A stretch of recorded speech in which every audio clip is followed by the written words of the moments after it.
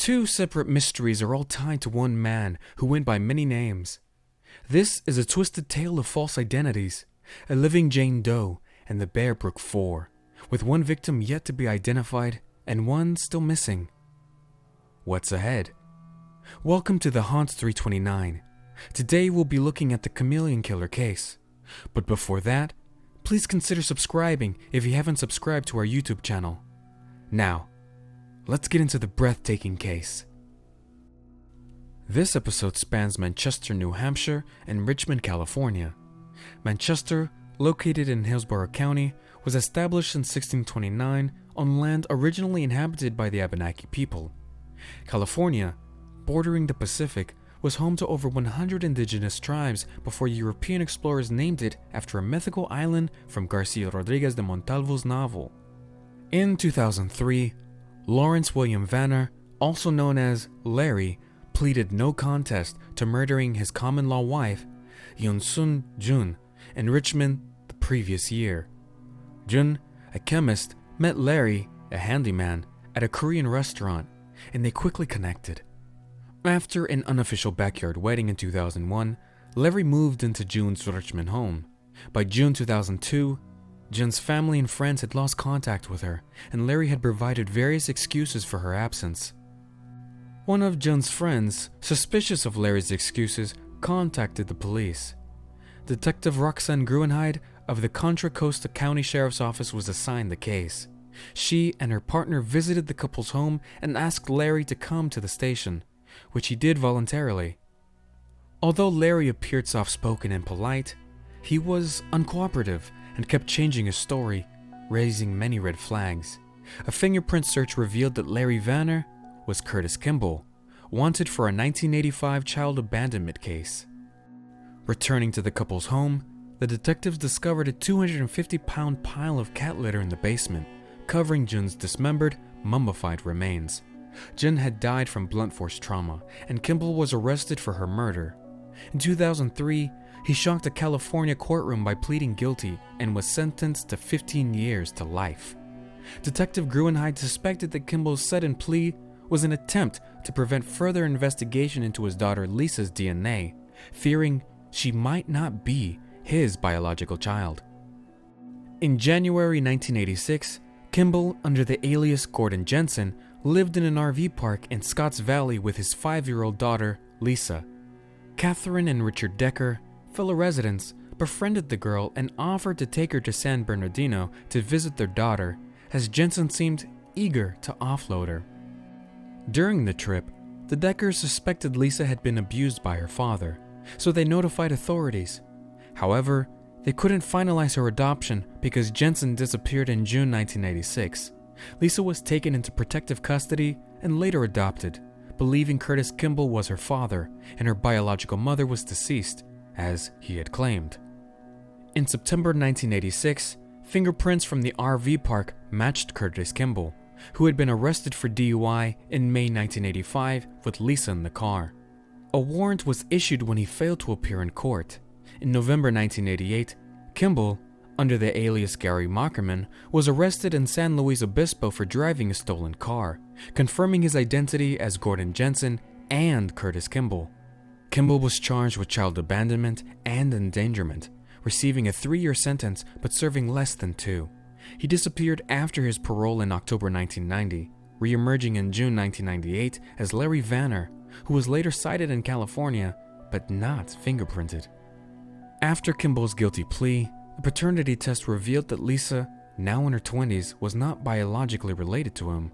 Authorities also realized that Curtis Kimball had no record before his 1985 DUI arrest, prompting Detective Gruenheid to inform San Bernardino authorities that they had a living Jane Doe case.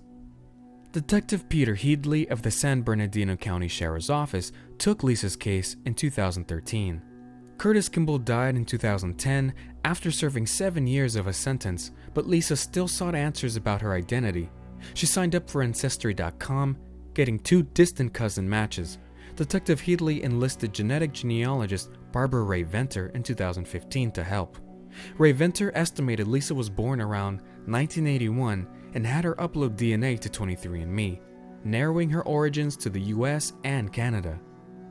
Headley contacted Lisa's cousins requesting DNA samples, while Ray Venter also uploaded Lisa's DNA to GED Match and Family Tree DNA to build her family tree. With over 200 cousin matches, they gradually pieced together Lisa's lineage. Armand Boudin received a call from his nephew in Manchester, New Hampshire, who had been assisting California police in a missing persons case. A DNA test revealed Armand as Lisa's maternal grandfather, leading to a new mystery. In November 1981, Denise Boudin, 23, visited her father, Armand, with her 6-month-old daughter, Dawn, and boyfriend, Robert Bob Evans. This was the last time Armand saw them. Denise mentioned they needed to leave town due to debts, but left without a trace soon after. Neither Denise nor Dawn were ever reported missing. While Lisa finally learned her identity, Denise remains missing, leaving the question, who was Bob Evans? Detective Headley sent a photo of Larry Vanner, Gordon Jensen, and Curtis Kimball to the Manchester, New Hampshire police. Armand Boudin confirmed that Kimball was the man he knew as Bob Evans. Authorities now knew that when Bob Evans left New Hampshire in 1981, he reappeared as Curtis Kimball in Los Alamitos, California in March 1984. His whereabouts during the 2.5-year gap remain unknown, but by January 1986, he lived in the Holiday Host RV park with his daughter, Lisa, who was actually Dawn Boudin. Meanwhile, in November 1985, the first of 2 blue 55-gallon barrels containing human remains was found near Bear Brook State Park in Allenstown, New Hampshire. The first barrel held a 23 to 33-year-old woman and a 5 to 11-year-old girl. 15 years later, a second barrel was discovered 100 yards away, containing 2 young girls, aged 2 to 4 and 1 to 3-year-olds. Authorities believed all 4 victims died from blunt force trauma between 1978 and 1981. The victims, later known as the Bear Brook Four or Allenstown Four, remained unidentified until June 2017. In 2000, the first victims' remains were exhumed for DNA testing to determine if they were those of Denise Boudin. Despite running news articles in the US and Canada after the discovery, no one came forward with information. In June 2013, updated the National Center for Missing and Exploited Children released facial reconstructions. In 2014, DNA testing revealed that the adult female, older child, and youngest child found in the Bear Brook barrels were related, though the exact relationship was unclear at the time. Forensic evidence suggested they had lived together in the northeast US for 2 weeks to 3 months before their deaths and likely resided in the area where their bodies were found. 2017, Barbara Ray Venter was brought back to identify the Bear Brook Four. DNA testing showed Dawn Boudin was not related to the adult female, but was linked to Bob Evans. Further testing revealed that the middle child, aged 2 to 4, was Bob Evans' biological daughter. Ray Venter used DNA mapping techniques to build a family tree, identifying Bob Evans as Terry Rasmussen. Terry Peder Rasmussen, born on December 23, 1943 in Colorado, moved to Phoenix, Arizona at age 9. After his sophomore year, he dropped out of high school and enlisted in the Navy, where he was trained as an electrician. After 7 years of service, Rasmussen was discharged in 1967 with no record of disciplinary actions. Following his discharge, Rasmussen moved to Hawaii to work in his family's shoe shop before marrying in 1968 and relocating to Phoenix in 1969. He worked as an electrician and became a father to twin girls. In 1970, the family moved to Redwood, California, where Rasmussen worked in Palo Alto. He had a son in 1970 and another daughter in 1972. The couple separated in 1972, but reunited in 1973, moving back to Phoenix. 1973. Terry Rasmussen was first arrested in Maricopa County, although the charges are unknown. In June 1975, he was arrested again for aggravated assault, prompting his wife to leave with their children and file for divorce. In June 2017, Rasmussen's daughter revealed that he was abusive, once burning his son with a cigarette.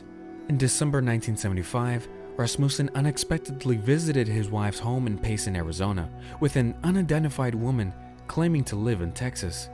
This was the last time his family saw him. By 1978, Rasmussen, now Bob Evans, worked for Wambeck Mills in Manchester, New Hampshire. He was arrested several times in 1980 for writing a bad check, stealing services, and diverting electric current. He worked as an electrician near Bear Brook State Park and was last seen in November 1981, spending Thanksgiving with his girlfriend, Denise Bodin. Rasmussen then disappeared until his identification in 2017. An amateur sleuth, Rebecca Heath, became involved in the Bear Brook Four case, searching online message boards for clues. She found a post from a brother looking for his half-sister, Sarah McWaters, who went missing in 1978, along with their mother, Marlise Honeychurch, and younger sister, Elizabeth Vaughn. Heath discovered that Marlise was last seen at a Thanksgiving 1978 family gathering with her then-boyfriend, Terry Rasmussen. While Ray Venter came to the same conclusion using DNA genealogy, Heath discovered a connection by spending countless hours on ancestry message boards and connecting with long-lost family members. Another amateur sleuth was Rhonda Randall. She and her brother Scott Maxwell also devoted several years to trying to discover the identities of the Bear Brook Four. Randall would pass along anything of interest to authorities. In 2014, she had given the name Bob Evans to police 2 years before they had made that connection. Randall interviewed Ed Gallagher, the general store owner adjacent to Bear Brook State Park. She had interviewed him several times before.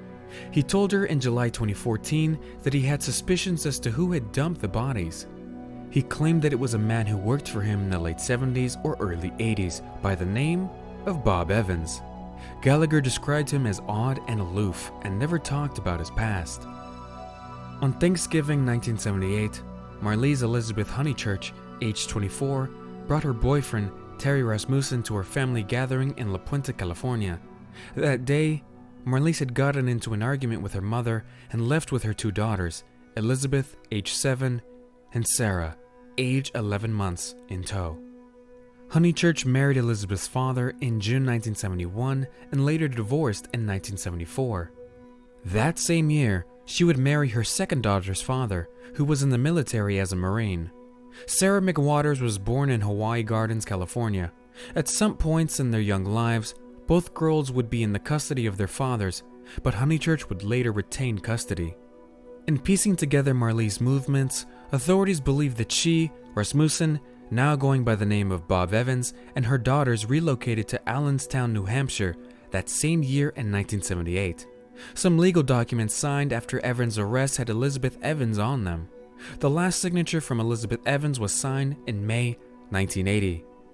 In June 2019, authorities announced that 3 of the Bear Brook Four's identities had been discovered, and in November 2019, funeral services will be held in Allenstown for Honeychurch and her daughter Elizabeth, with new headstones inscribed with their names. Sarah would be laid to rest in Connecticut, closer to her father's family. There remains one mystery. That is the identity of Terry Rasmussen's biological daughter, victim number 4, the 2 to 4-year-old child. No one has stepped forward claiming to be this young girl's mother. Through DNA testing, authorities believe that the young girl was born in Texas, possibly along the Gulf Coast. Don't forget that in 1978, Rasmussen was living in Texas and, for a time, claimed to work on an oil rig. In January 2021, authorities in Louisiana contacted the public, asking for their help in identifying the unknown victim. Ray Venter had suggested that the child's mother has relatives from the Pearl River County area in Mississippi. She could descend from Thomas Deadhorse Mitchell or William Livings, both born in the 1800s. What's your opinion on this case? I would like to know your view on this case in the comment section. Till then, take care and keep watching The Haunt 329.